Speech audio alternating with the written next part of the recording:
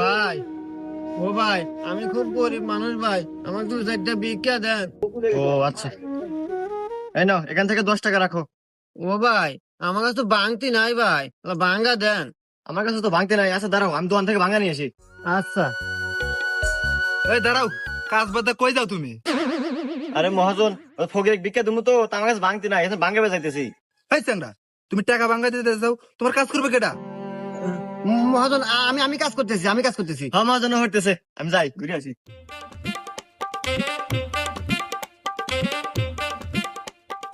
এই ইট বালু নিয়ে আয়।